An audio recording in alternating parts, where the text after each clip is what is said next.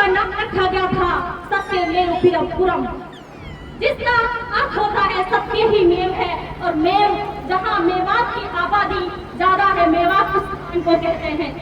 सन 2005 में सत्यमेवपुरम से हटाकर मेवात का नाम मेवात कर दिया गया और सन 2016 में मेवात का नाम बदलकर नुहू रख दिया गया था।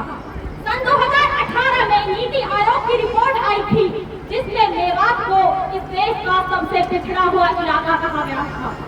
उसके पीछे कौन है? उसके पीछे है हम लोग।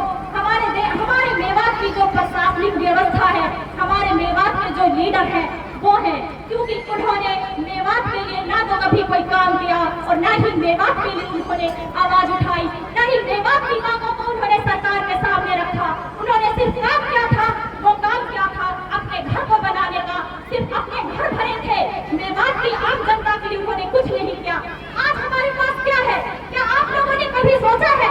आज हमारे पास अच्छी सड़कें नहीं है, आज हमारे पास स्कूल नहीं है जहाँ हमारे बच्चे जाकर के शिक्षा ग्रहण कर सके, आज हमारे पास विद्यालय नहीं है, आज हमारे पास अच्छी हॉस्पिटल नहीं है, आज हमारे पास अच्छी कानून व्यवस्था नहीं है। हमारा प्रशासन ऐसा है क्योंकि हमारा प्रशासन में सबसे ज्यादा भ्रष्टाचार व्याप्त है। जब यहाँ पे किसी अधिकारी की पोस्टिंग होती है ना, तो वो ये कहता है कि मेवात जैसे इलाके में पता नहीं कहाँ जा रहे हैं हम, क्यों ऐसे इलाके में पोस्टिंग हो रही है। लेकिन जब वो यहाँ से जाता है ना, उसे सबसे ज्यादा अफसोस होता है क्योंकि उसकी सबसे ज्यादा जो जेल है ना, वो मेवात के भ्रष्टाचार से भरती है। हमारे मेवात के लोग किसी भी काम को कराने के लिए उसे पैसे देते हैं, क्योंकि हम खुद कहते हैं कि ये काम जल्दी से जल्दी हो जाए। जिस दिन आप लोगों को अपने अधिकारों के बारे में पता चल गया, उस दिन वो लोग वो भ्रष्टाचार का पैसा लेने से भी डरेंगे। मैं आपसे यह कहना चाहूंगी कि अपनी बेटियों को पढ़ाएं, क्योंकि अगर एक बेटी शिक्षित होती है तो वो दो परिवारों को शिक्षित करती है। अपनी बेटियों को दहेज मत दो, दहेज के उस वक्त में उसको शिक्षा दो, क्योंकि शिक्षा ही उसके लिए दहेज है। शिक्षा उसे उस मुकाम तक पहुंचाएगी जहां वो अपनी बात लोगों के सामने रखना सीखेगी, जहां वो अपने हक के लिए लड़ना सीखेगी, जहां वो अपने अधिकारों के लिए लड़ना सीखेगी। जिस दिन मेवात में ये चीज आ गई, जहां लोग अपने हक के लिए, अपने अधिकारों के लिए लड़ना सीख गए, उस दिन मेरा मेवात बदल जाएगा और उस दिन हम सबको गर्व होगा इस मेवात कहने पर। मेवात 1857 की जब क्रांति हुई थी तो हमारे मेवात में से इतने सारे लोग शहीद हुए, लेकिन आज इतिहास में उनका कहीं नामो निशान नहीं है। सिर्फ जो ये रागियां होती हैं उनमें ही मेवात की उनकी देशभक्ति का गुणगान किया जाता है। आज मेवात से इतने युवा पढ़े लिखे हैं, उनमें से किसी में हिम्मत हुई कि वो भी चलो रोजगार नहीं मिला, एटलीस्ट आप इतने दो पढ़े लिखे लोग हो कि अपने मेवात का जो इतिहास है, अपना देश का इतिहास है, हमारे हरियाणा का जो इतिहास है, उसको पढ़कर देखें और उसको लोगों के सामने रखें, उसको लोगों को तक पहुंचाए कि हमारे मेवात में ऐसे ऐसे लोग पैदा हुए हैं जिन्होंने मेवात के लिए अपनी जान की कुर्बानी दी और मेवात के लिए अपने जीवन जान को कुर्बानी दी और मेवात को यहाँ तक पहुंचाया।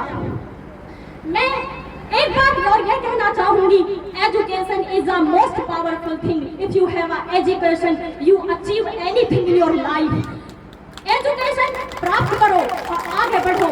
मैं मेवात के जितने भी यहाँ पर उपस्थित सभी बुजुर्गों और मेवात के यहाँ पर उपस्थित नौगांव के जितने भी भाई युवा हैं, उन सबसे यह कहना चाहूंगी कि पढ़ो और पढ़कर अपने जिंदगी में मकसद देखो और उन मकसदों को पहुंचने के लिए मेहनत करो। ये चुर्नी खाना, गांजा फूकना, मेवात में जो आप काम कर रहे हो, ये मेवातियों के काम नहीं है। मेवात का इतिहास देखो तो उनका इतिहास कितना गौरवशाली है। जिस दिन तुम लोग ये समझ गए, उस दिन मैं कहूंगी कि हाँ, मेरे मेवात के युवा भी कुछ है, मेवात के युवा भी में कुछ करने गुजरने का हौसला है।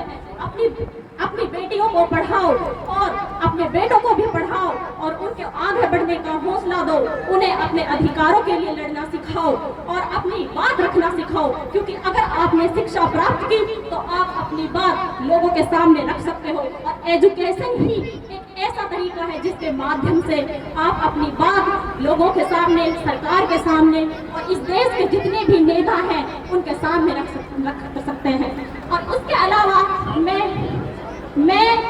किसान यूनियन जो संगठन है उसका तहे दिल से शुक्रिया अदा करना चाहती हूँ कि उन्होंने हमारे जो लोग गाँव के किसान हैं उनको इतना सराहा, उनकी जो मांग है उनको लोगों को जागरूक किया और उन लोगों को धरना में यहाँ पे इकट्ठा करने की जो उन्हें हिम्मत दी, मैं वो तहे दिल से शुक्रिया अदा करना चाहती हूँ। किसान हमारे देश की रीढ़ की हड्डी होते हैं, ये कीचड़ में काम करके देश के लिए सोना उगाने का काम करते हैं और देश के लिए, क्योंकि जब किसान कीचड़ में दिन रात धूप में तपता है तब लोगों का पेट भरता है।